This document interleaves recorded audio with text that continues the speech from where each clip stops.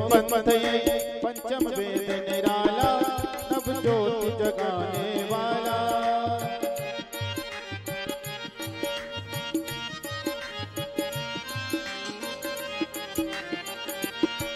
हरि नाम यही हरि नाम यही हरि नाम यही हरि नाम यही, जग के मंगल की आरती, पापियों को पाप से है तारती।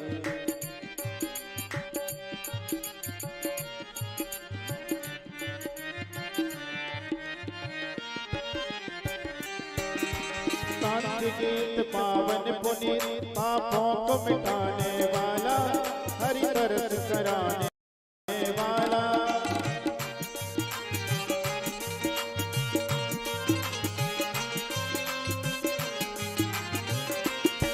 ये सुख करनी ये दुख हरनी, ये सुख करनी श्री मधुसूदन की आरती, पापियों को पाप से है तारती।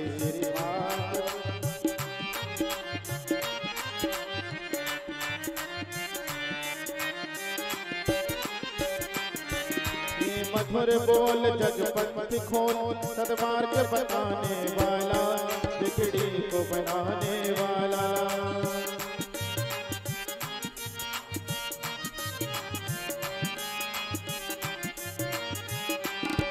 श्री राम यही घनश्याम यही, श्री राम यही घनश्याम यही, प्रभु की महिमा की आरती, पापियों को पाप से है तारती।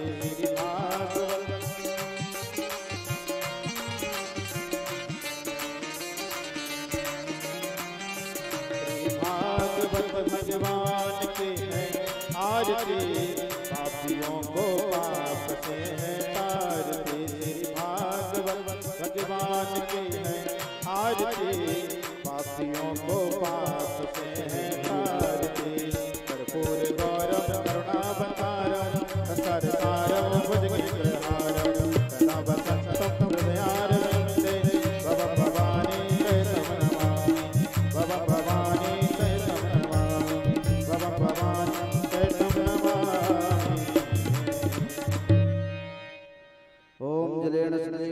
पुष्पेर्देवादवन्दनमस्तौ, आत्मा विवर्धनम् आरोग्यार्थस्तौ, आत्मा विवर्धनम् मंत्र पुष्पांजलि। थाली को नीचे रखिए, थाली को नीचे रखिए।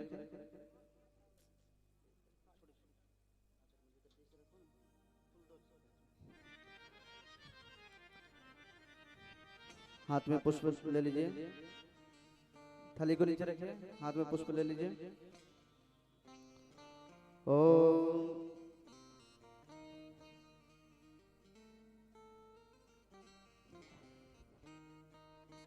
हाथ में पुष्प दीजिए। ओम नाना सुगंध पुष्पाणि यथा कालोद्भवाणि च, पुष्पांजलिर्मया दत्तगृहाण परमेश्वर। सुमन सुगंधे सुमनयुता, सुमन सुगंधे सुजान, पुष्पांजलि अर्पण करो हे नाथ करो स्वीकार। ओम भूर्भुवस्व श्री पुराण पुरुषोत्तमाय नमः, श्री बालकृष्णाय नमः। मंत्र पुष्पांजलिं समर्पयामि। बोले वृंदावन बिहारी लाल की जय, भागवत भगवान की, व्यास जी महाराज की जय। जय श्री राधे श्याम। सभी को तिलक लगाएंगे। और इधर सभी श्रोताओं से अनुरोध है कि जितने भी इधर यत्र तत्र बैठे हैं, आप लोग चेयर पे इधर से हटा करके आप लोग सीधे बैठ जाएंगे। कोई भी इधर साइड में नहीं बैठेंगे, सभी लोग सामने बैठ करके कथा श्रवण करेंगे। और कुर्सी को हटा देंगे, कुर्सी को बिल्कुल पीछे कर दीजिए। कोई भी कुर्सी पे नहीं बैठेंगे, सब लोग सामने बैठ करके श्रवण कीजिए। और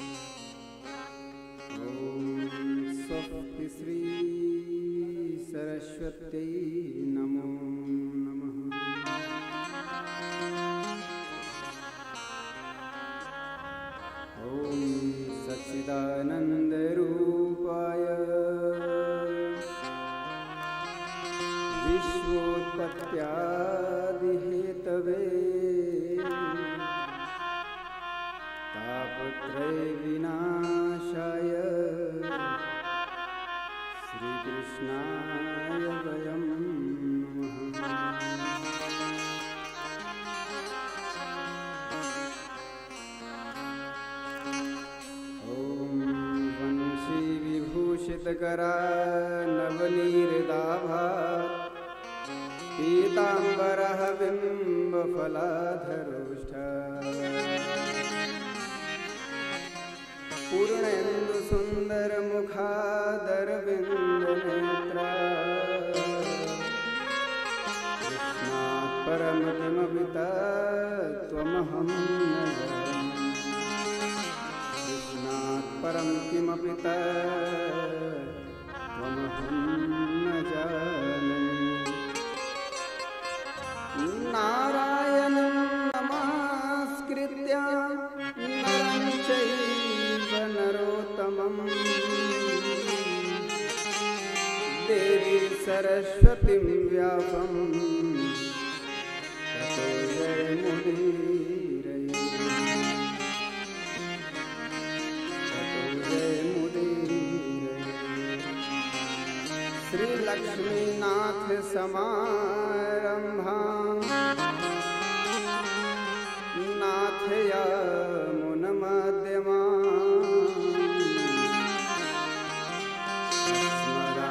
अस्मदाचार्यपर्यन्ता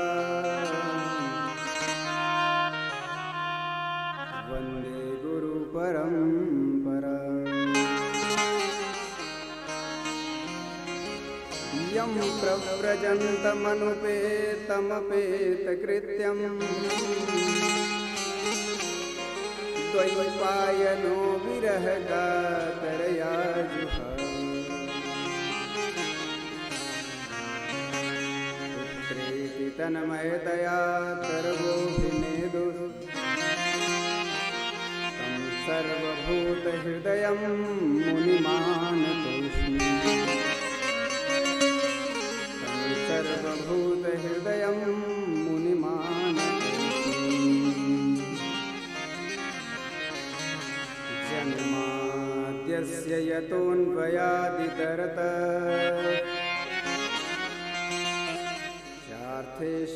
यतोऽन्वयादितरतश्चार्थेष्वभिज्ञः स्वराट् तेने ब्रह्महृदाययादिकवये मुह्यन्ति यत् शूरयः वारिमृदा यथा विनिमयो तत्र तृषर्योऽमृषा धाम्ना स्वेन सदा निरस्तकुहकं सत्यं परं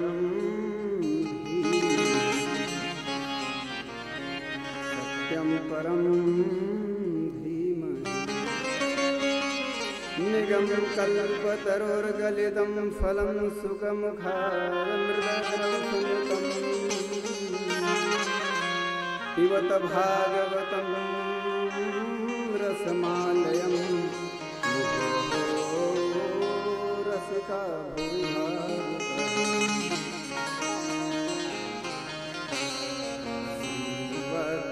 रघुवंश कुमुदस्य सुधाकराय श्रीमत्पराङ्कुश गुरु चरणामृताय शान्ताय सौम्य गुणरत्न विभूषिताय श्रीराम प्रपन्न गुरुवे सततं नमोस्तु श्रीराम प्रपन्न गुरुवे सततं नमोस्तु अज्ञानतिमिरान्धस्य ज्ञानाञ्जनशलाकया चक्षुरुन्मीलितं येन तस्मै श्रीगुरुवे नमः तस्मै श्रीगुरुवे नमः। जय जय श्री राधारमणा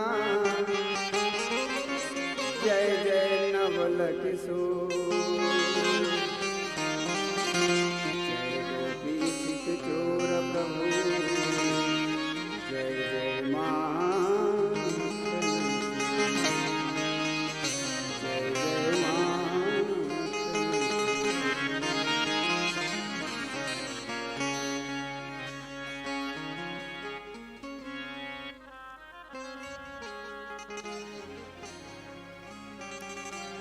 उपस्थित विद्वत वर्ग एवं श्रद्धामयी माताओं बहनों एवं संगीत के माध्यम से हम सभी के कथा में जो अपने लालित्य और मधुरता लाने वाले जो हमारे कलाकार बंधु हैं एवं बाल गोपाल मंडली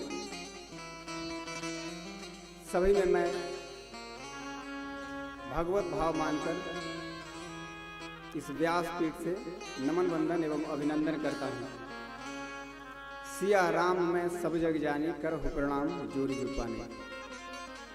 हम सभी लोग इस पावन श्रीमद् भागवत कथा में प्रवेश करने से पूर्व प्रेम पूर्वक बड़े भाव से हरि नाम संकीर्तन करेंगे, तदुपरांत हम लोग प्रवेश करेंगे।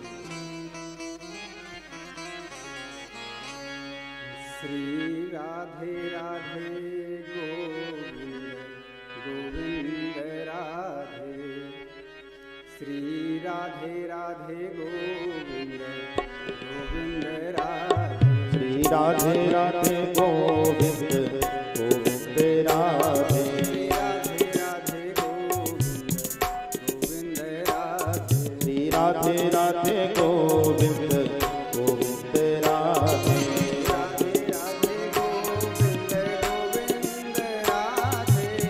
राधे राधे गोविंद गोविंद राधे राधे राधे गोविंद गोविंद राधे राधे राधे गोविंद गोविंद राधे राधे राधे गोविंद गोविंद राधे राधे राधे गोविंद गोविंद राधे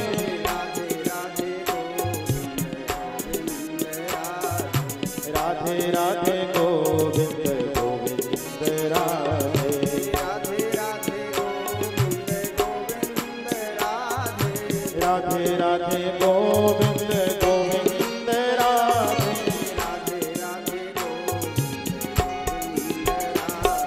राधे राधे गोविंद गोविंद राधे राधे राधे राधे राधे गोविंद गोविंद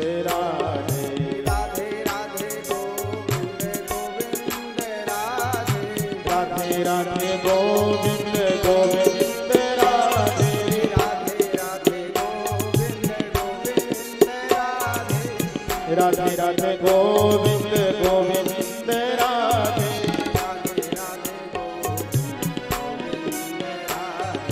राधे राधे गोविंद गोविंद राधे श्री राधे राधे गोविंद गोविंद राधे गोविंद राधे गोपाल राधे गोविंद राधे गोपाल राधे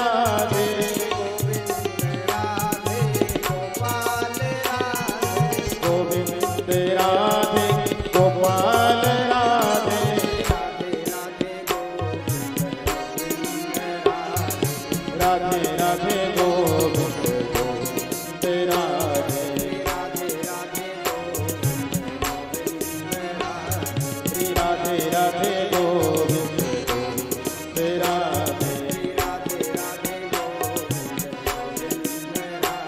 श्री राधे राधे गोविंद गोविंद राधे श्री राधे राधे गोविंद गोविंद राधे। जय हो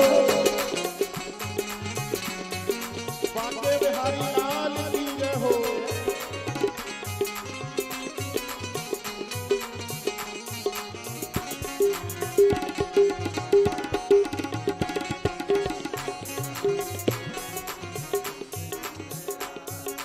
राधे राधे गोविंद गोविंद राधे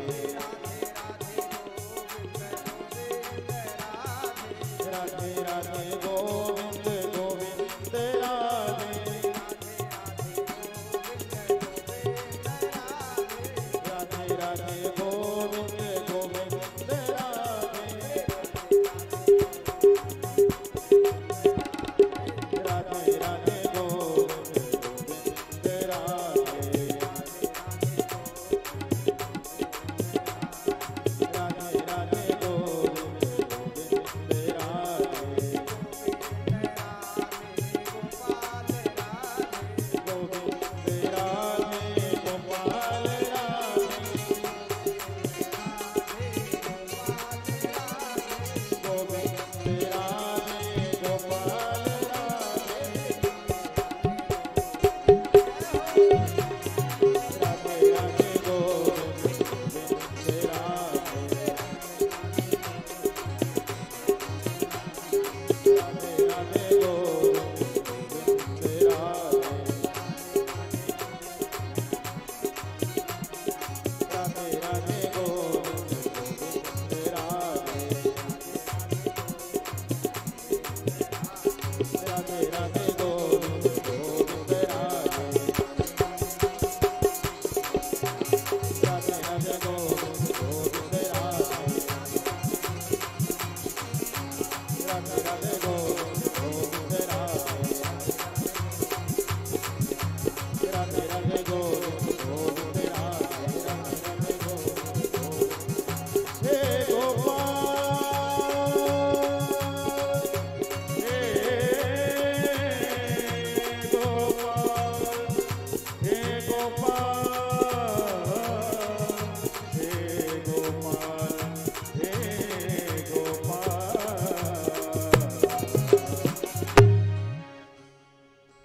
बोलिए बांके बिहारी लाल की जय।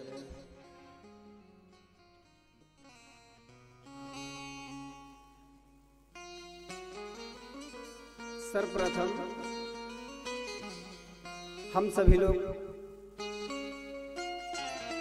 श्रीमद् भागवत महापुराण के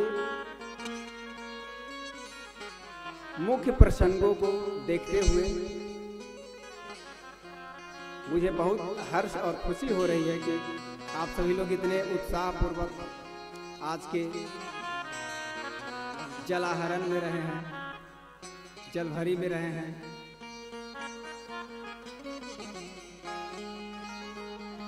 इस श्रीमद् भागवत महापुराण के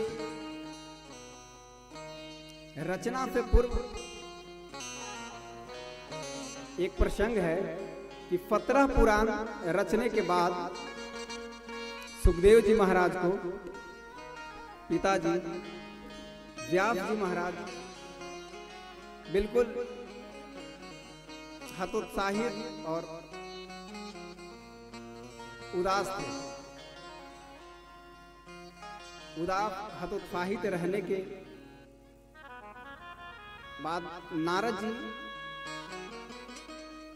भ्रमण करते हुए आए और बताएं कि आप इतने उदास और इतने विह्वल और परेशान क्यों हैं।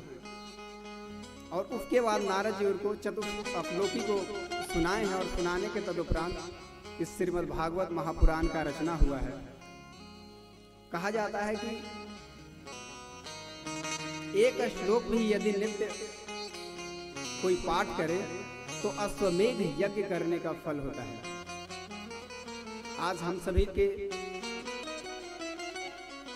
इस पावन प्रांगण में चलकर श्रीमद् भागवत महापुराण की कथा की गंगा बह रही है। यहाँ मुख्य रूप से अध्यक्ष के पद संभाले हुए संजय शर्मा को एवं प्रमधम शर्मा को एवं समस्त बलवा ग्रामवासी को मैं बहुत बहुत धन्यवाद एवं साधुवाद देता हूँ कि जो इस श्रीमद् भागवत कथा को भागीरथी प्रयास करके अपने गांव में लाए हैं। सर्वप्रथम श्रीमद् भागवत महापुराण का श्लोक है, सच्चिदानंद रूपाय विश्वोत्पत्त्यादि हेतवे तापत्रय विनाशाय श्री कृष्णाय वयम नमः। अर्थात हम सभी लोग उस सत्य परमात्मा को भजन पूजन यजन कर रहे हैं जो सत्य स्वरूप है एवं विश्वोत्पत्त्यादि हेतु, विश्व के उत्पत्ति प्रलय और पालन तीनों गुण जिनमें समाहित है, ऐसे मैं ईश्वर का वंदना करता हूं। तो कहा गया है कि सत्य क्या है, समझना पड़ेगा कि सत्य क्या है। वेद में कहा गया है कि सत्यम वद, अप्रिय सत्य भी नहीं बोलना चाहिए कि जिसे सुनकर हम सभी को लगे कटु।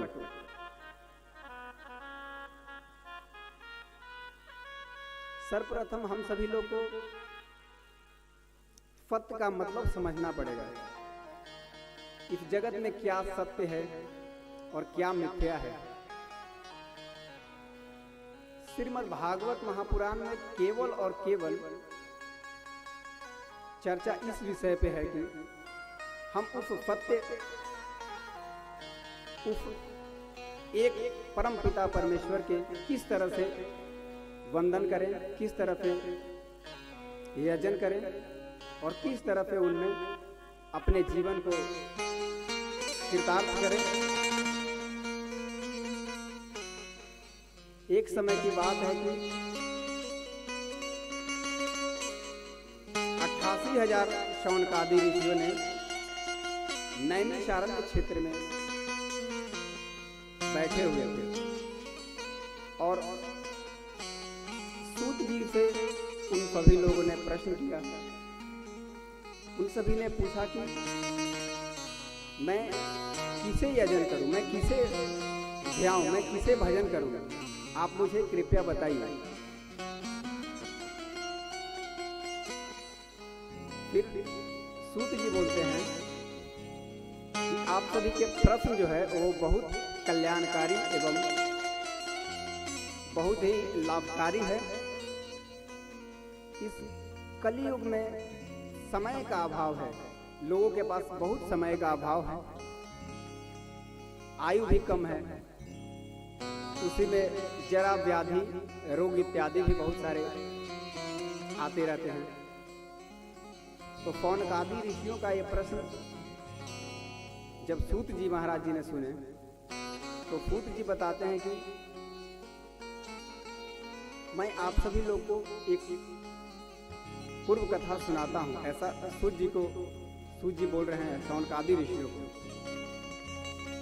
शौनकादि ऋषि बोले कि मैं उस परम पिता परमेश्वर को भजना चाहता हूँ, आप मुझे बताएं कैसे क्या यजन करूं, कैसे भजन करूं।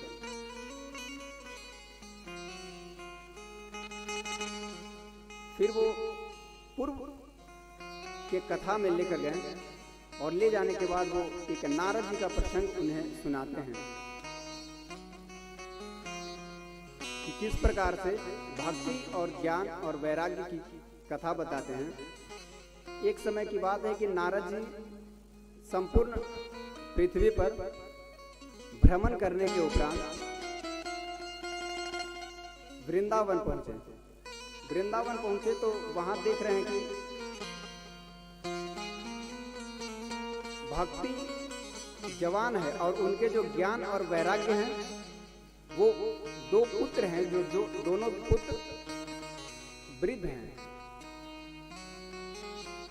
और वृद्धावस्था होने का कारण पूछ रहे हैं नारद जी। नारद जी जब कारण पूछे तो वो भक्तिमती साक्षात भक्ति रूपनी माता बोल रही हैं कि मैं तो खुश हूं, लेकिन मेरे जो दोनों ज्ञान और वैराग्य पुत्र हैं वो काफी परेशान हैं और बिल्कुल जर्जर अवस्था में हैं। इनको किस तरह से मैं जगाऊं, क्या करूं कि ये जागे और ये युवा अवस्था प्राप्त करें।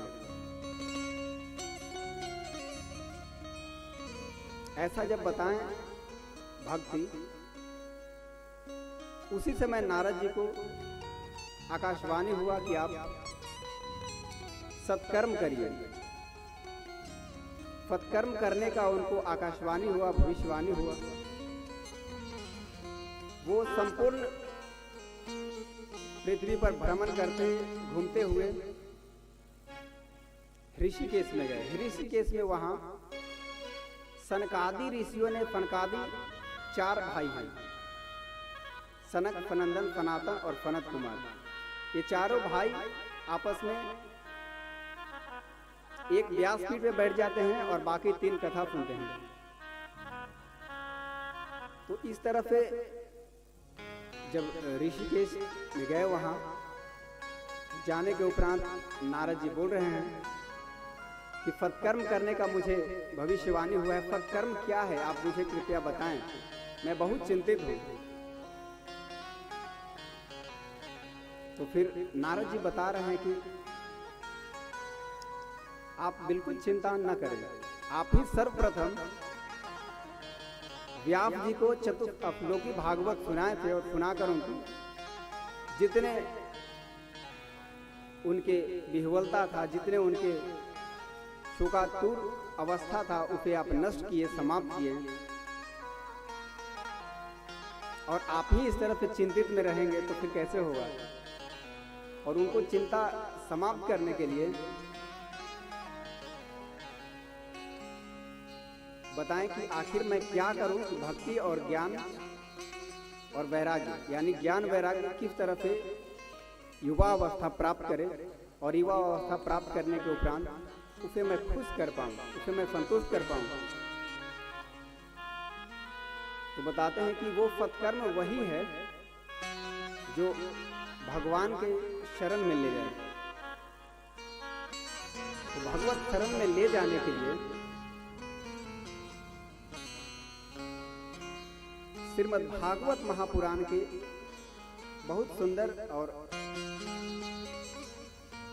आप सभी लोग जैसा जानते हैं, सुने हैं, वहां नारद जी बहुत ज्यादा विह्वल थे। तो विह्वलता के कारण पूछने के बाद सनकादि ऋषियों ने उन्हें बताया कि श्रीमद् भागवत महापुराण का आप उन्हें श्रवण कराएं। बोले कि मैं गीता पाठ किया, मैं विष्णु सहस्त्र का पाठ किया, उपनिषद का पाठ किया, और श्रीमद् भागवत ऐसा क्या है जिसे मैं सुनाकर, जिसे मैं उन्हें श्रवण करवाकर उन्हें ज्ञान वैराग्य को मैं जवान कर पाऊं। ऐसा क्या कारण है, क्या वजह है। फिर सनकादि ऋषियों ने उन्हें सत्संग के महिमा बताते हुए और फिर श्रीमद् भागवत के महिमा बताते हुए एक आख्यान सुनाए हैं जो आत्मदेव जी महाराज के पुत्र धुंधकारी के उद्धार के कथा है। एक समय की बात है कि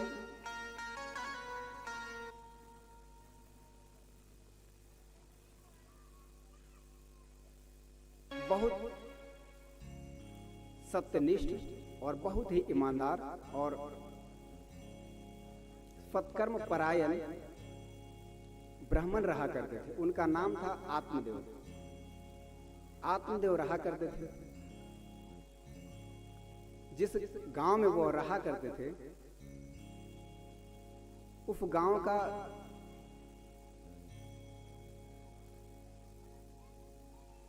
बहुत अच्छा रमणीक माहौल रहता था और बहुत अच्छा सुंदर वहां के जनता थे। लेकिन वो जो आत्मदेव जी कार्य किया करते थे, वो उनके कार्य असफल हो जाते थे। असफल अर्थात वो गाय पालते थे तो वो गाय बच्चा नहीं देती थी। वो कुछ फल लगाए, फल के वृक्ष, तो वो फलता नहीं था। तो ऐसे होने के कारण वो कहीं रास्ता में चले तो उनके निसंतानता का बार बार लोग झांसा देकर और ऐसा लोग बताए कि इनके संतान नहीं है, अर्थात वो समय उनका काफी निकल गया था और उनको पुत्र प्राप्ति नहीं हुआ था। और पुत्र प्राप्ति न होने के कारण वो बहुत ज्यादा दुखी और परेशान थे। तो वो वन में गए और वन में जाने के उपरांत एक भगवान के ही रूप में एक ऋषि,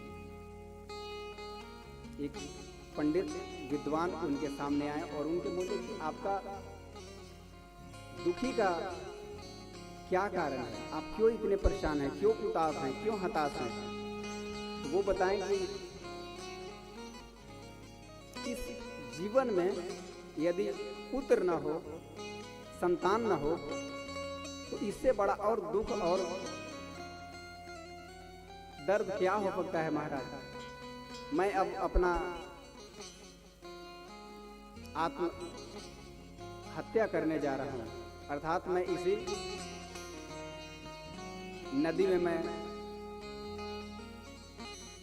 अपना जीवन त्याग दूंगा। तो वो जो विरक्त जो थे, ऋषि जो थे, वो पूछे कि आपका सिर्फ ये वजह है कि आप पुत्र के शोक में या पुत्र न प्राप्ति के कारण आप आत्महत्या न करें। आपको मैं एक फल देता हूं, जो फल आप जाकर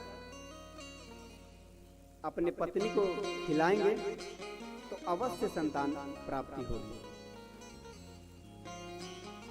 ऐसा कहकर उन्हें फल दिए। फल देने के उपरांत वो खुशी पूर्वक अपने घर आए और घर आकर उनके जो भार्या थी, उनका नाम था धुंधुली, उनको लाकर दिए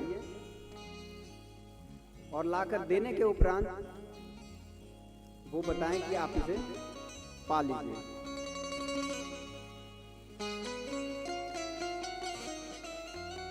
जब कहा जाता है कि जब आपके जीवन में गलत के संगति रहेगा, आपके जीवन में जब दुर्व्यवहार, दुराचार या किसी भी नकारात्मकता का संसर्ग रहेगा, तो आप चाहकर भी कुछ अच्छा नहीं कर सकते हैं, कुछ अच्छा नहीं बन सकते हैं। इसीलिए हम सभी को प्रेम पूर्वक और अपने, आज आप सभी लोग यहाँ से घर जाएंगे तो जाकर देखेंगे कि मैं जीवन में क्या पाया या मैं कौन हूँ, मेरा क्या काम है, किस लिए मैं जन्म लिया हूँ, मेरा उद्देश्य क्या है इस जीवन का। तुलसी बाबा कहते हैं, बिनु सत्संग विवेक न होई, बिनु सत्संग विवेक न होई, सत्संग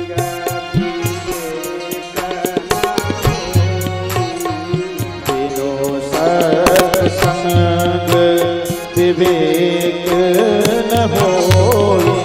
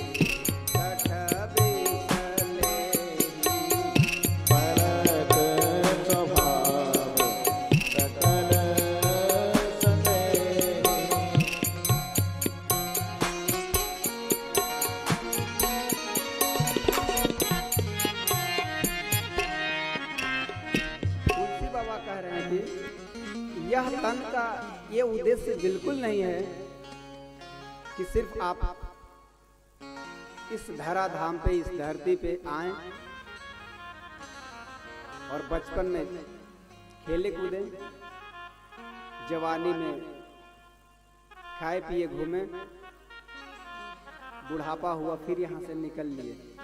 सिर्फ इसके लिए ये जीवन नहीं है। ये जीवन का सार्थकता और इस जीवन का मुख्य उद्देश्य है भगवत प्राप्ति एवं सत्संग का सेवन। कहा जाता है कि बिनु सत्संग विवेक न हो, बिना सत्संग में बैठे विवेक नहीं हो सकता है। तो इसलिए हम सभी लोग को सत्संग का सेवन करना चाहिए और कुसंग को त्यागना चाहिए।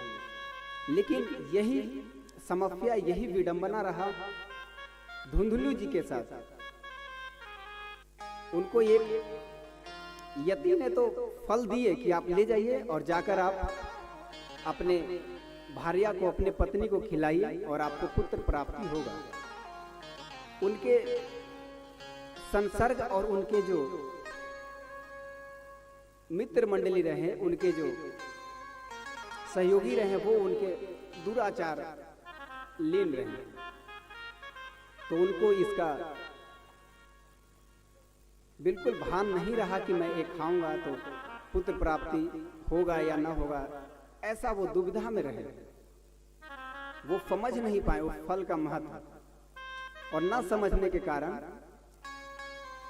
वो तमाम तरह के अपने मन में, अपने बुद्धि से कल्पना करने लगे, विचार करने लगे कि यदि मैं इस फल खा लिया और मेरा पुत्र प्राप्ति होने का आशंका रहा या होने का संभावना रहा, तो मैं, यदि आग लगेगा तो मैं कहाँ कैसे भागूंगा, कहीं किसी भी प्रकार के परेशानी हुआ तो मैं कैसे भाग पाऊंगा, मैं कैसे इसे संभाल पाऊंगा। इस तरह से वो अपने मन में तमाम तरह के विचार करते हुए उस फल को वो जाकर गाय को जाकर अपने खिला दिए। और उनके जो बहन थी, वो बहन को बताएं कि ऐसा बात है बहन। तो वो बोली कि तुम चिंता ना करो, वो थोड़ा गरीब थी। वो बोली कि आप कुछ इसके एवज में मुझे कुछ धन धान, कुछ पैसे इत्यादि दे देना, और मैं अपना जो उनको भी पुत्र होना था तो वो अपने पुत्र इनको दे दिए। और ठीक एक टाइम पर ही धुंधकारी को वो अपना, उनके जो बहन थी वो लाकर दे दिए। और उसी समय 2-4 दिन आगे पीछे उनके गाय भी बच्चा दिए। अब जो धुंधली के नाम से हुए, सिर्फ नाम था धुंधली के, और जबकि इनके पुत्र वो था नहीं, तो इसका नाम रखे वो धुंधकारी। और जो गाय पुत्र दी उसको नाम रखे गोकर्ण। गोकर्ण रखने का उद्देश्य और गोकर्ण रखने का वजह कारण ये रहा कि कान उनके रहे गाय के, इस कारण से उनके नाम गोकर्ण रखे। अब धीरे धीरे धीरे धीरे दोनों बच्चा बढ़ने लगा और आत्मदेव जी का खुशी का कोई पाराद्वार नहीं रहा। ये बहुत ज़्यादा खुश हो गए और बहुत ज़्यादा खुशी के कारण अपने समस्त ग्रामीणों के साथ उसका उत्सव ही मनाए। लेकिन दुर्भाग्य ये रहा कि धीरे धीरे बालक बढ़ते गया और बढ़ते जाने के कारण धुंधकारी गलत संगत में पड़ गया और गोकर्ण आश्रमस्थ जीवन जीकर अपने संपूर्ण वेद पुराण शास्त्रों का अध्ययन अध्यापन किए।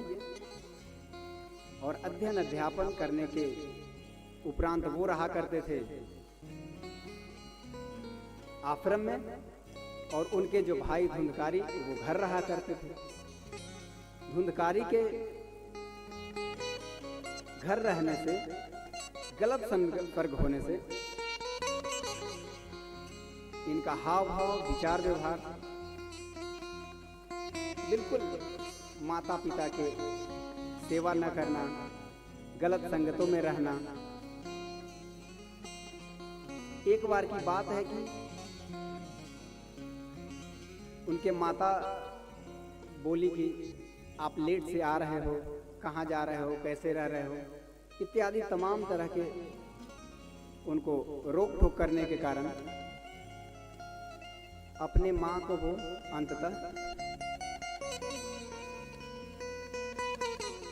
समाप्त कर दिए खुद से। और ऐसा सारे गतिविधि को देख रहे हैं गोकर्ण जी। गोकर्ण जी को कोई फर्क नहीं पड़ा, क्योंकि वो बिल्कुल समझे हुए थे। कोई आए कोई जाए, वो बिल्कुल अपने स्थिति से चलायमान, विचलित न हो पाए। इधर माता जी का देहांत हो गया, वो चल दिए तीर्थाटन को। यदि आजकल हम लोग के गांव घर में ऐसा हो, किसी के माता पिता का देहांत हो जाए और पुत्र जाए, तो लोग कहेगा कि या तो ये पागल है, या इसे बुद्धि नहीं है, अक्ल नहीं है। लेकिन गोकर्ण जी निकल गए तीर्थाटन के लिए। वो तीर्थ भ्रमण कर रहे हैं, और तीर्थ भ्रमण करने के उपरांत काफी समय बाद जब वो आए, तो आने के बाद आत्मदेव जी देखे कि बहुत ज्यादा आत्मदेव जी परेशान और बिहवल रहे। तो आत्मदेव जी को बिहवलता के कारण पूछे, तो बोले कि और बिहवलता का मेरा क्या वजह कारण हो सकता है? यही धुंधकारी के कारण मैं इतना परेशान रहता हूँ। जबकि वो अपने पुत्र चाह रहे थे कि मुझे इससे सुख मिलेगा, इससे शांति मिलेगा, इससे मैं अपने जीवन के अंतिम पल सेवा पानी में बिताएगा और अच्छा से रखेगा। लेकिन हुआ कुछ उल्टा। तो गोकर्ण जी महाराज बहुत सुंदर उपदेश उनको देते हैं, और मुझे लगता है कि कम से कम इस 2 श्लोक को भी अच्छे से अध्ययन, पठन पाठन, इसका चिंतन किया जाए, तो अपने जीवन में किसी भी प्रकार से कोई भी पदार्थ का कमी नहीं रह पाएगा। वो श्लोक आप सभी लोग श्रवण करेंगे। देहे स्थिमांश रुधिरे धीमतिं त्यजत्वम् ध्याया सुतादिषु सदा ममतां विमुच पश्यानिशं जगदिदं क्षणभङ्गनिष्ठम् वैराग्यरागरसिको भवभक्तिनिष्ठ धर्मं भजस्व पततं त्यज लोकधर्मान् सेवस्य साधुपुरुषान् जहि कामतृष्णाम् अन्यस्य दोषगुणचिन्तनमासु मुक्त्वा सेवाकथारसमहो नितरां पिबत्वम् सेवाकथारसमहो नितरां पिबत्वम्। गोकर्ण महाराज अपने पिता से कह रहे हैं कि पिताजी, आप कितने उदास, परेशान, हताश क्यों हैं? इस शरीर का जो निर्माण हुआ है हड्डियों और मांसों और रुधिरों से हुआ है। देहे स्थिमान सरुधिरे अभिमतिम त्यजत्वम्, इसका अभिमान, इसका जो घमंड है, इसका जो अभिमान आप पाले हुए हैं कि ये मेरा पुत्र है, ये मेरा घर है, ये मेरा द्वार है, ये सभी को ममता त्याग कर आप वन में चले जाइए। और कह रहे हैं कि धर्मम भजस्व। अब हम सभी लोग को समझना पड़ेगा कि आखिर धर्म क्या है। धर्म के बहुत गूढ़ और बहुत बृहद व्याख्या है, लेकिन हम सभी लोग तुलसी बाबा के श्रीमद् रामचरितमानस के अनुसार यदि हम सभी लोग समझें तो कहा गया है कि परहित सरिस धर्म नहीं भाई, पर पीड़ा तुम नहीं अधमाई। अर्थात पराये लोगों को मदद सहायता करने से उत्तम और कोई धर्म नहीं है। या आप इसे ऐसे समझे कि मेरे कार्य कायिक वाचिक मानसिक ऐसा कुछ मेरे से कार्य न हो कि मुझे कृपया शांति का परिचय दें। हम सभी लोग को मन वाणी और कर्म से किसी को कोई बाधा ना हो, कोई परेशानी ना हो, इस तरह से अपना कार्य करें। वही बता रहे हैं अपने पिता को कि हे पिताजी, आप धर्म का शरण ग्रहण कीजिए। धर्मम भजस्व स्यत त्यज लोक धर्मान। अर्थात लौकिक धर्म को छोड़ दीजिए। दो तरह के धर्म होते हैं, एक धर्म लौकिक और एक धर्म पारलौकिक। लौकिक धर्म हम सभी लोग का है माता पिता घर द्वार पुत्र आदि को लालन पालन करना। इस प्रकार के जो धर्म है वो लौकिक धर्म है। और इसी को यदि आप छोड़कर सिर्फ और सिर्फ भगवत सेवा भगवत शरण में जाते हैं तो इस जीवन का मूल उद्देश्य आपका फधेगा। और मूल उद्देश्य भी जीवन का यही है। और इसी को उपदेश कर रहे हैं गोकर्ण जी अपने पिताजी को। धर्मम भजस्व त्यज लोक धर्मान सेवस्य साधु पुरुषांजहि काम तृष्णा। अर्थात काम तृष्णा इत्यादि को त्याग कर साधु पुरुषों का आप सेवा कीजिए और आप वन में चले जाइए। हैं वो पुत्र और गोकर्ण जी को पिताजी को उपदेश दे रहे हैं। हम सभी लोग को यह समझना फिर पड़ेगा कि आखिर साधु किसे कहते हैं। तो कहा जाता है कि लौकिक धरातल पे भी हम सभी लोग देखते हैं कि कोई किसी को किसी भी प्रकार से मदद करता है तो साधुवाद या धन्यवाद देता है, लेकिन साधु कहते किसको हैं ये भी समझना पड़ेगा। तुलसी बाबा कहते हैं कि साधु का परिचय ये है कि मेरे कार्य से, मेरे आचरण से, मेरे विचार से जो भला करे उसे भी हम भला करेंगे, जो हमें बुरा करे उसे भी हम भला करेंगे। तुलसी बाबा कहते हैं कि साधु चरित्र शुभ चरित कपासु हर्ष विशद गुण में फल जाता। अर्थात ये समझना फिर पड़ेगा कि आखिर साधु किसे कहते हैं। तो कहा जाता है कि लौकिक धरातल पे भी हम सभी लोग देखते हैं कि कोई किसी को किसी भी प्रकार से मदद करता है तो साधुवाद या धन्यवाद देता है, लेकिन साधु कहते किसको हैं ये भी समझना पड़ेगा। तुलसी बाबा कहते हैं कि साधु का परिचय ये है कि मेरे कार्य से, मेरे आचरण से, मेरे विचार से जो भला करे उसे भी हम भला करेंगे, जो हमें बुरा करे उसे भी हम भला करेंगे। तुलसी बाबा कहते हैं कि साधु चरित शुभ चरित कपासु हर्ष विशद गुण में फल जाता। अर्थात साधु के चरित्र हर्ष और विषाद से मुक्त होना चाहिए। साधुता हम सभी लोग को यह भी समझना चाहिए कि साधुता कोई वेशभूषा या कोई पहनावा ओढ़ावा नहीं है। साधुता व्यवहार में होना चाहिए, साधुता अपने आचरण में होना चाहिए।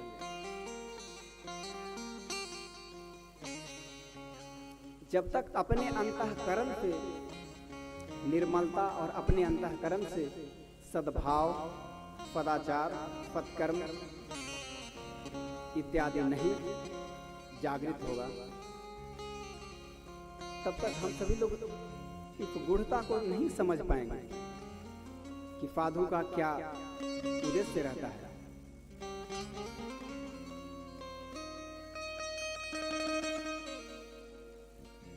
कहा गया है कि गुण के ग्राही सहस न रह, बिन गुण ग्रह न कोई। यदि आपके वेश, यदि आपके बाहरी चाल ढाल सही नहीं भी है, फिर भी आपके आचरण, आपके व्यवहार साधुतापूर्ण है, तो आपको हर जगह सम्मान मिलता है। आइए एक भजन का हम सभी लोग आनंद लेते हैं कि किस तरह से संत के संग जाना चाहिए। संतन के संग लाग रे तेरी अच्छी बनेगी, संतन के संग लाग रे तेरी अच्छी बनेगी।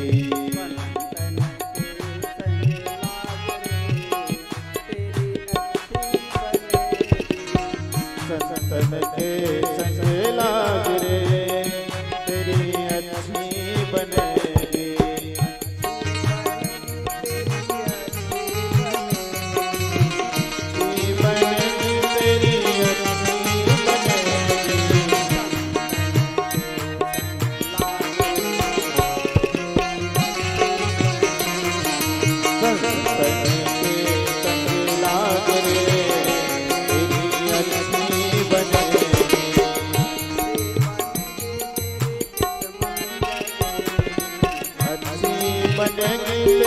किस्मत जगेगी,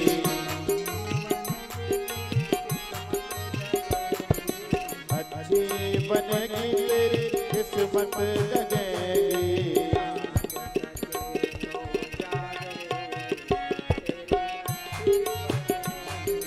जाग सके तो जाग रे तेरी अच्छी बनेगी। जय हो।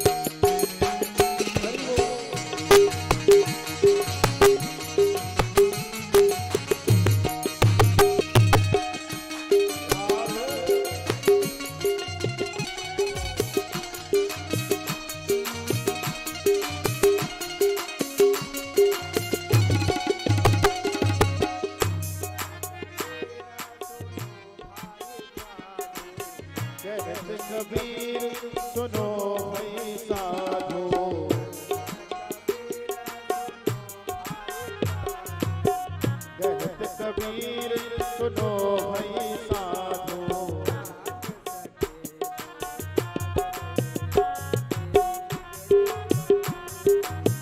जाग सके तो जाग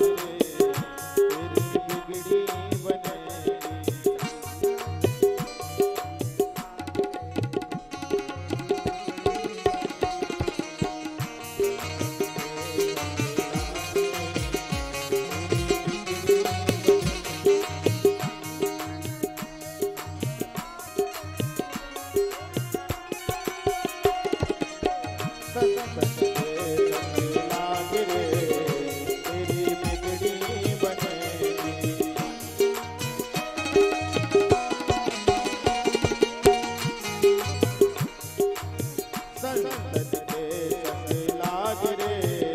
तेरी बिगड़ी बनेगी।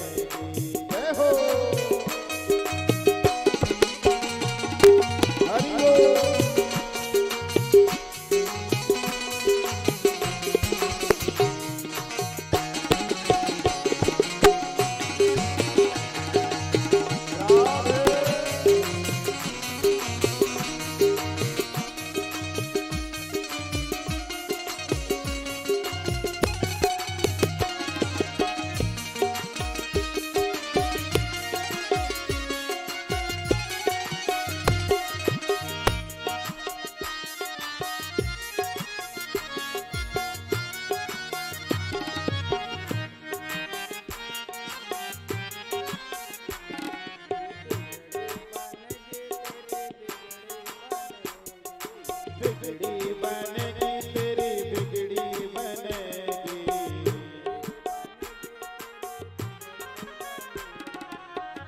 बिगड़ी बनेगी तेरी बिगड़ी बनेगी।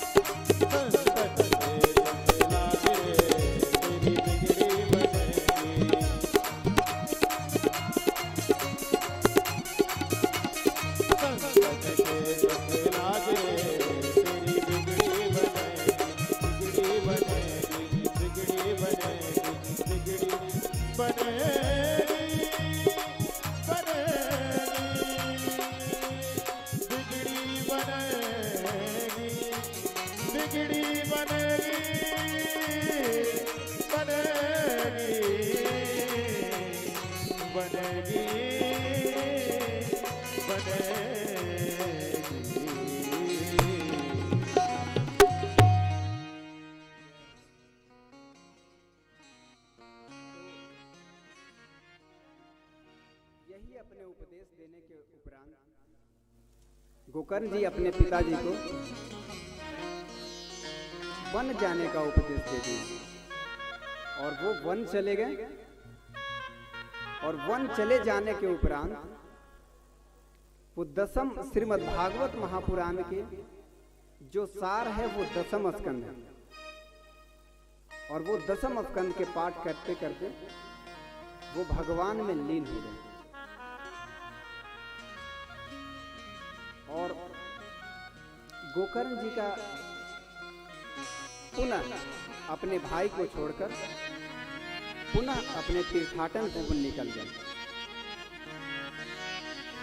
बहुत काल बीतने के बाद पुनः जब वापस आते हैं गोकर्ण जी तो देखते हैं कि मेरा भाई का किसी ने देहांत कर दिया, मेरा भाई का वो हो गया, समापन हो गया। तो उसके उपरांत वो जब घर आए तो देखे कि नकारात्मक स्वप्न आ रहे हैं और धुंधकारी जो प्रेत अवस्था में था वो आकर डरावना सपना दिखा रहा और उनको बोल रहा है, अहम भ्राता स्वदीयोऽस्मि धुंधकारी की नाम का। हे भाई, मैं तेरा भाई हूं और मेरा नाम धुंधकारी है। गोकर्ण जी बताएं कि अब तेरा ऐसा हाल ऐसा कैसे हुआ। फिर वो अपना सारा वृतांत सुनाया कि मैंने जुआ का, मैंने मद्यपान का, मैंने शराब का इत्यादि नशा में लिप्त होने के उपरांत, वैश्यावृत्ति से ग्रसित होने के उपरांत मेरा यह हाल हो चुका है।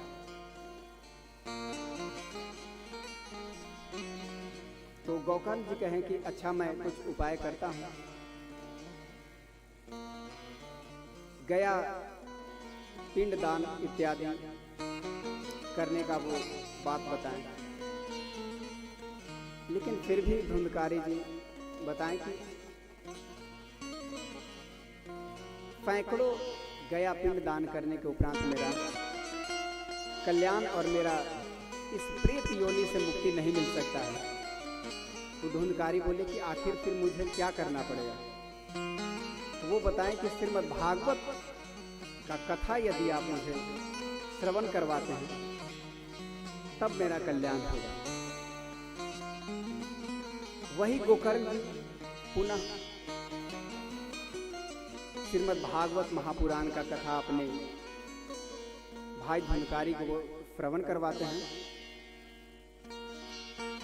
और श्रवण करवाने के लिए जैसे ही वो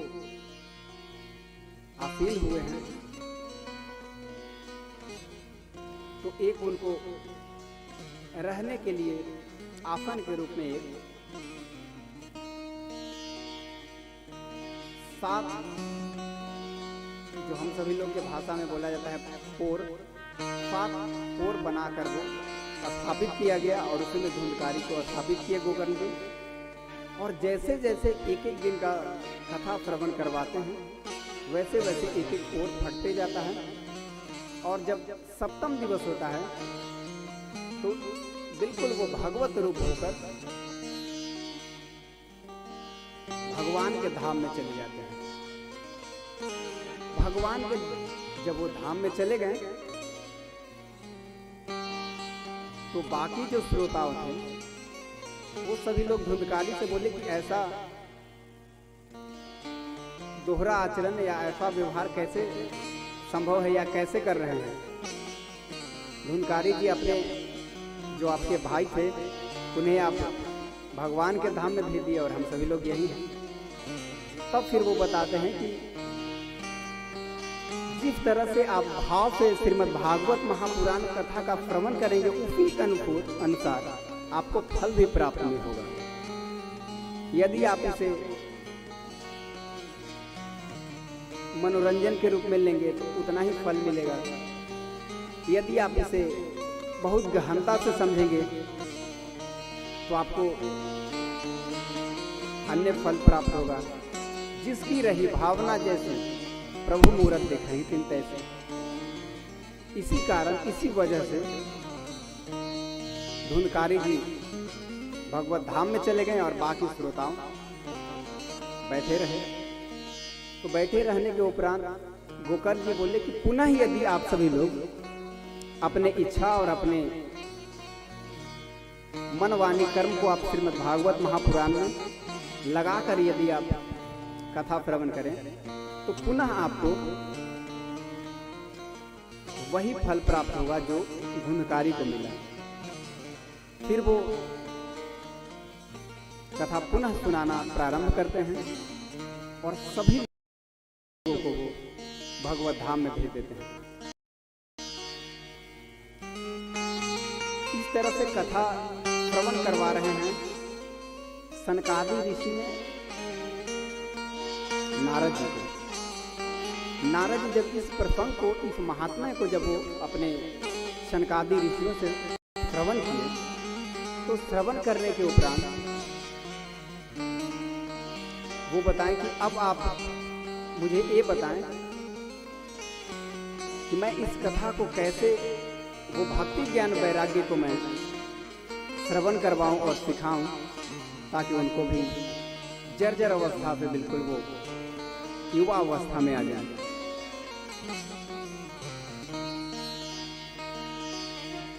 तब सनकादि ऋषियों ने नारद जी से कहा कि आप उन्हें कुछ नजदीक लेते आओ और मैं कुछ बद्रिकाश्रम से मैं कुछ नीचे आ जाता हूँ। अर्थात बद्रिकाश्रम और वृंदावन में भक्ति ज्ञान वैराग्य वहां थी,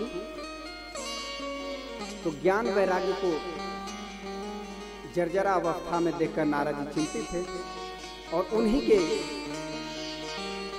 दुख निवृत्ति के लिए वो कथा करना चाहते थे। तो वो फिर भक्ति ज्ञान वैराग्य को हरिद्वार में लाते हैं और बद्रिकाश्रम से सनकादि ऋषियों ने हरिद्वार आते हैं। फिर नारद जी बोले कि भगवान इस कथा का कैसे मैं प्रारंभ करूं,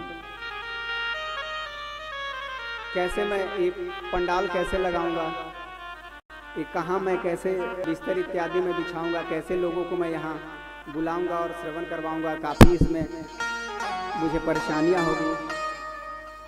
तो सनकादि ऋषियों त्रिकालज्ञ थे, वो सारे चीज़ जानते थे। तो वो बताएं कि एक आनंद नामक वन है ऋषि के यहाँ हरिद्वार में, वहाँ आप सभी लोग को लाइए और उसके नीचे बालू का रेत बिछा हुआ है, बालू का रेत पे आप सभी लोग वहाँ विराजमान हो जाए, बैठ जाए और वहीं मैं आप सभी लोग को श्रीमद् भागवत कथा का श्रवण करवाऊंगा। तो हरिद्वार में आए सनकादि ऋषियों ने, भक्ति ज्ञान वैराग्य भी वहीं आई है और भक्ति ज्ञान वैराग्य के आने के उपरांत सनकादि ऋषियों ने कथा प्रारंभ किया। अब कथा प्रारंभ जैसे ही हुआ तो धीरे धीरे भक्ति के जो दो पुत्र थे ज्ञान और वैराग्य, ज्ञान वैराग्य पुनः युवा अवस्था में आ गया।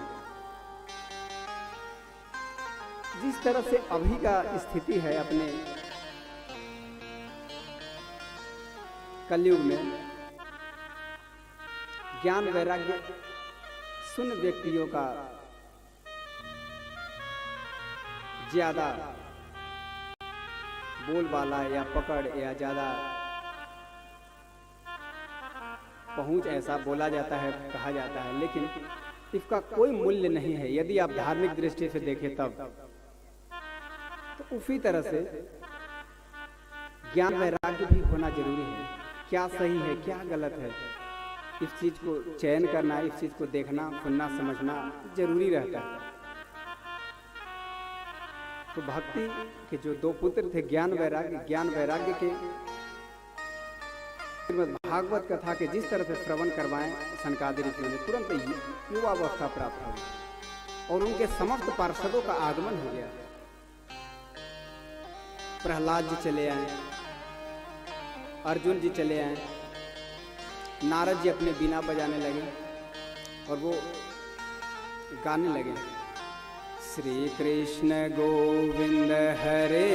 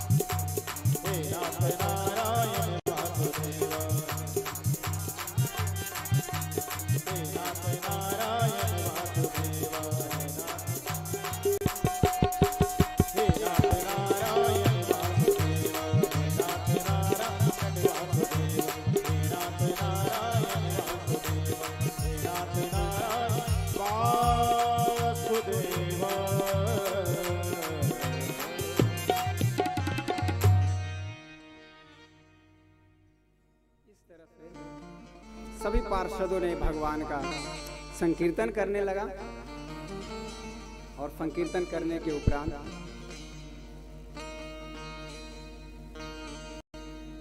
आज हम सभी लोग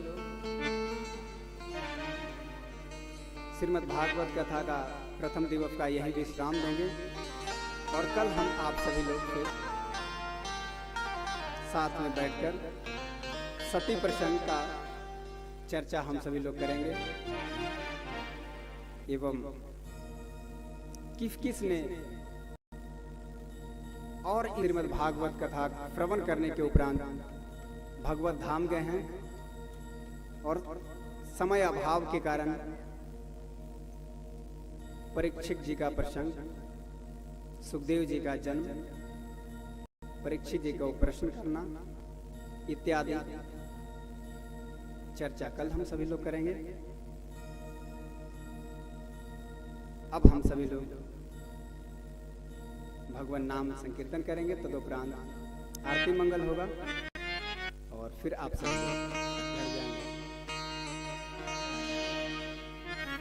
कृष्ण चंद्र भगवान की जय हो, राधे कृष्ण की जय हो, नंदलाल भगवान की जय हो, श्री राधे।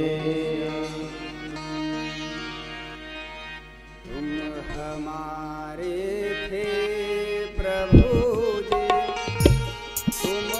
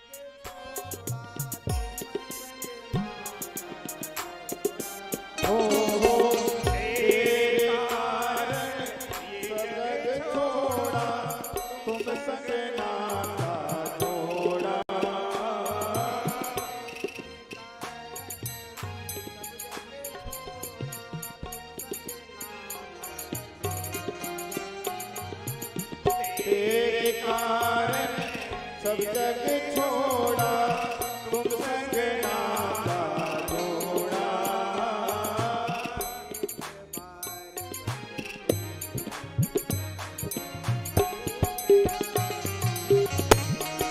ओ एक बार बस दुख से कह दो, तू मेरा मैं तेरा।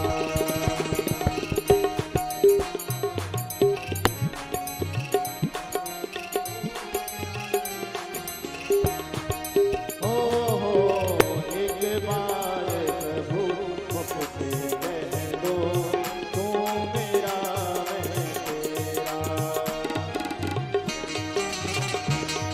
जय हो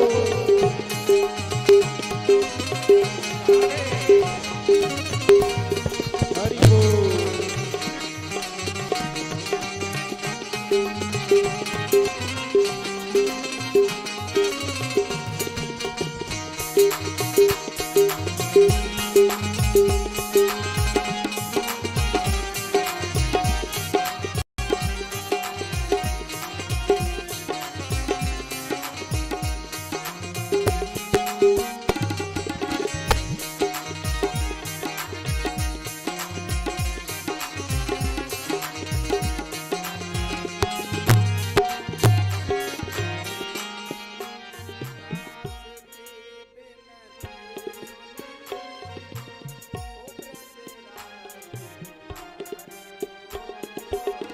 दास की बिनती सुन लीजो, ओ ब्रजराज दुलारे।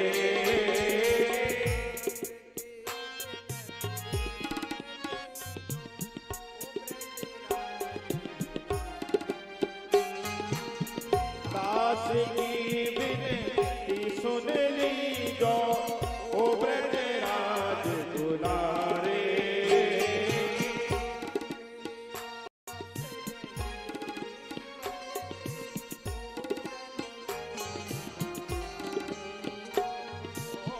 आस यही है इस जीवन की, पूरन करना प्यारे।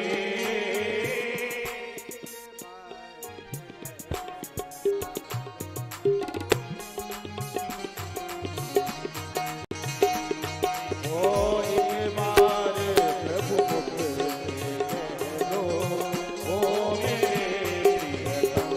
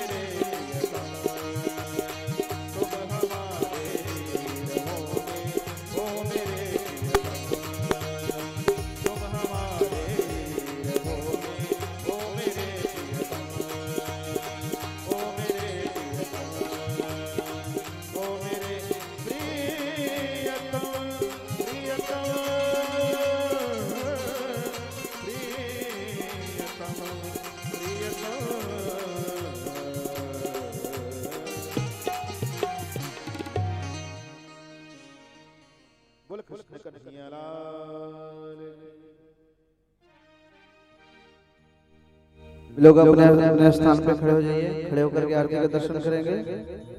सब लोग यथास्थान खड़े हो जाएंगे। आप लोग आगे जाइए, यजमान लोग आगे आ जाएंगे। ओम रत्नेश्वरे नमः, ज्वाला मालिन्ये नमः। ओम चंद्रमा मनसो जातचक्षोः सूर्यो अजायत, श्रोत्राद्वायुष्य प्राणस्य मुखात् अग्निरजायत। ओम यज्ञेन यज्ञमय जन्त देवास्तानि धर्माणि प्रथमन्यासन्यते हनाकम्, महिमानः सजन्त यत्रा पूर्वे साध्या सन्ति देवा। बाके बिहारी तेरी आरती गाऊं, बाके बिहारी तेरी आरती गाऊं, आरती गाऊं प्यारे आपको मनाऊं।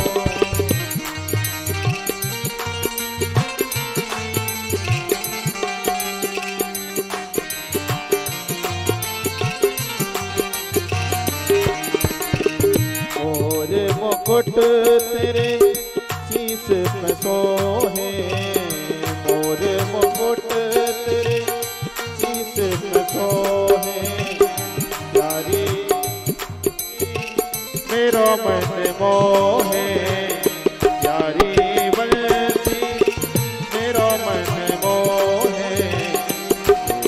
छवि में तो बल बल जाऊं,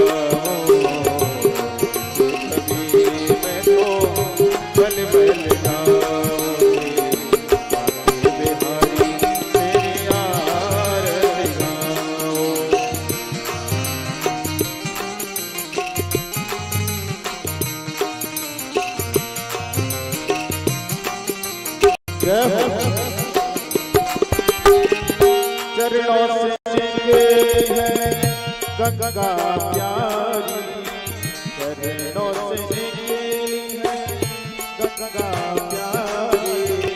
जिसने सारी दुनिया सारी, उस चरणों में मैं शीश झुकाऊं। बिहारी तेरी आरती गाऊं।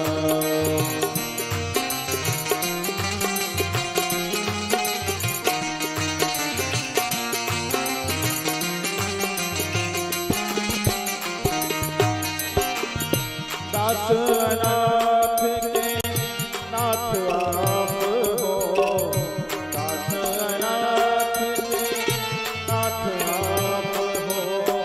सुख दुख जीवन प्यारे साथ आप हो। इस देश तेरा मैं जान लगाऊं। बिहारी तेरी आरती गाऊं।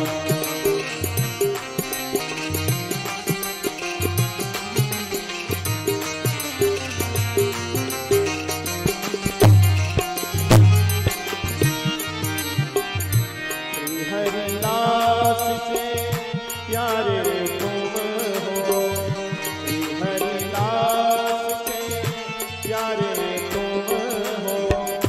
तेरे मोहन जीवन भर हो, तेरे मोहन जीवन भर हो। छवि को मैं मन में बसाऊं।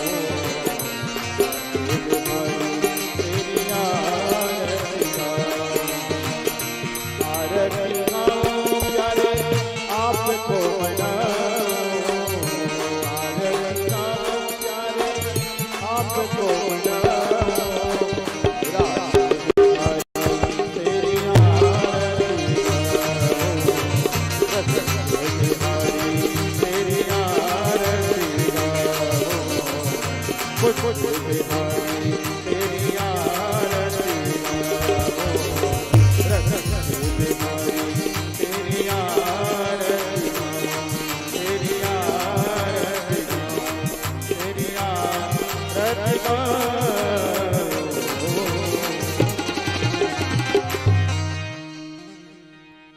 ओम जलेन स्त्रीकरणं पुष्पैर्देवादिर्वन्दनमस्तौ आत्मा विवर्धनम् आरोग्यार्थस्तौ आत्मा विवर्धनम् मंत्रपुष्पाञ्जलिम्। आरती को एक तरफ रख देंगे, आरती को थाल को नीचे रखिए, एक तरफ रख देंगे, हाथ में पुष्प देंगे।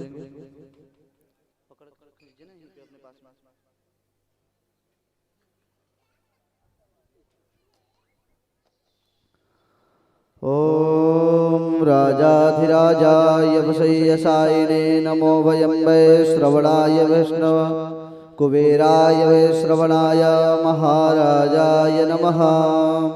शेवन्तिकावगुलचम्पकपाटलाब्जे पुन्नागजादिगरवीररसालपुष्पे बिल्वा प्रबाल तुलसी दलमञ्जरेभिः त्वां पूजयामि जगदीश्वर मे प्रसीदा। नानासुगन्धपुष्पाणि यथा कालोद्भवानि च पुष्पाञ्जलिर्मया दत्ता गृहाण परमेश्वर। सुमन सुगंधि सुमनयुता सुमन सुगंधि सुजान पुष्पांजलि अर्पण करो हे नाथ करो स्वीकार। नम्बुर्वस्व पुराण पुरुषोत्तमाय नमः। श्री बालकृष्णाय नमः। मंत्र पुष्पांजलि समर्पयामि। बोल वृंदावन बिहारी लाल की जय हो। भागवत भगवान की जय हो। आज के आनंद की जय हो। बलवा ग्राम की जय हो। व्यास जी महाराज की जय हो। जय जय श्री राधे नमः। पार्वती पदये हरा